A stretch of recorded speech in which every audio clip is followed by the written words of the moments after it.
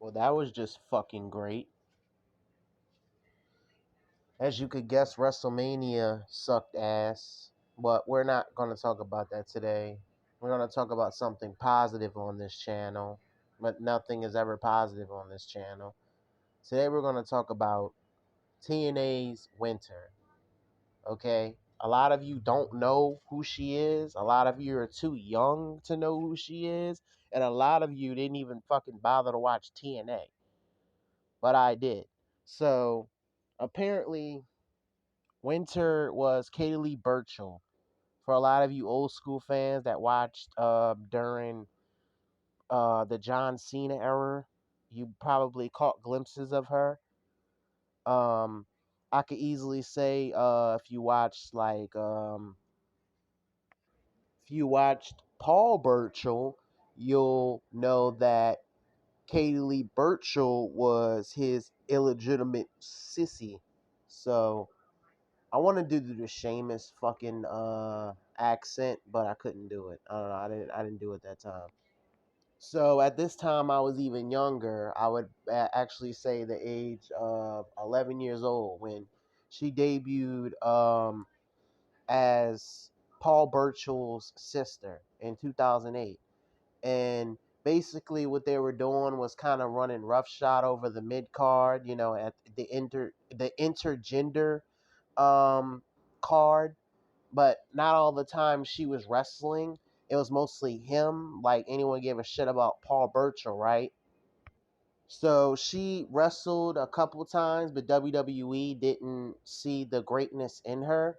So she got a job with TNA, which TNA seen a hell of a lot of potential in the woman.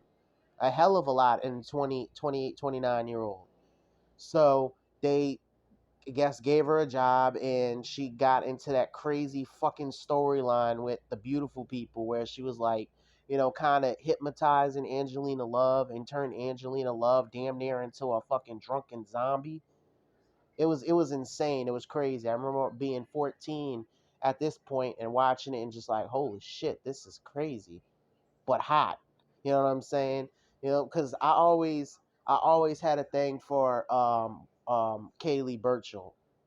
Just everything this bitch did, the way she moved around in the ring, the way she talked, the way she walked, like the phrase, everything. It was insane. Like she literally, in my opinion, changed the knockouts division. And it's a shame that she's not giving her flowers for it. You know what I'm saying? Like she should be in Wrestling Hall of Fame. Like hell, she should be in the WWE Hall of Fame just because she was in that company. And then she became the legend that she was, Winter. You know what I'm saying? Because Katie Lee Burchill wasn't a legend, but Winter was.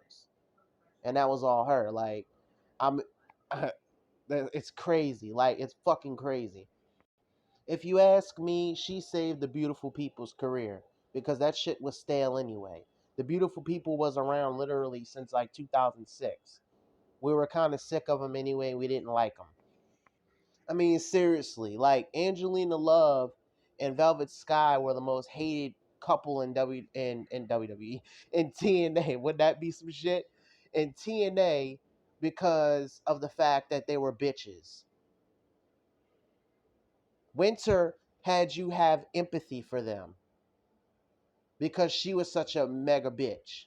Even though I was always on Winter's side. So, you know what I'm saying? The wench had Taz drooling on her the entire time she's in the ring. The entire time Taz is just like, oh man, this Winter is hot.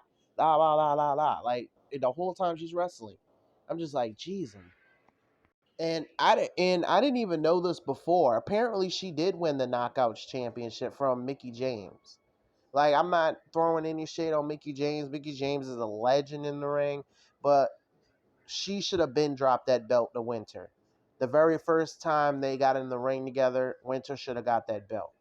Because she was a character like nobody else.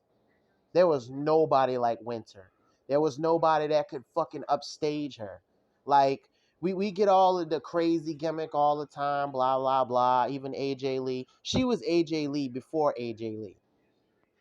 She was so fucking popular that WWE copied her a year later with AJ Lee. I will go out in a blaze of glory and say AJ Lee was a ripoff to Winter. I don't give a fuck, bruh. She wasn't just sexy. The bitch was creepy. How she have that? Oh, how you doing, Angelina? I've been thinking about you all night, Angelina. Can I brush your hair, Angelina? The shit was creepy. I'm not gonna lie. It was creepy, but it was entertaining. It made good television. Now, we don't get that anymore. They don't know what the fuck to do with the divas. What are they doing with the divas? And anything. Like, you got Jordan Grace, the one that apologized for cursing out Chris Benoit, like a simp, a female simp. Oh, I'm so sorry for what I said, blah, blah, blah. Boo fucking who? Yo, what Kaylee Lee Burchill has done has never been repeated. Has never been repeated as Winter. I mean, sure, the pace was really bad. Like, when she was coming out in the entrance and it cut in the middle of the fucking entrance. You see what I'm saying? Like, the pace was bad, but the storyline was fucking great. It was like one of the best storylines in TNA. Like, how is it a diva storyline is better than the fucking shit that they have on the fucking show? This is when they had Kurt Angle, Bully Ray, Devon, fucking AJ Styles, fucking Rob Van Dam. They had all of these main event guys in TNA, and the Winter shit was killing it. That was the thing that had me watching every week. I could give a fuck about anything else. That was what had me watching every week as a 14-year-old boy. Insane. Like a fucking 12 years ago. Insane.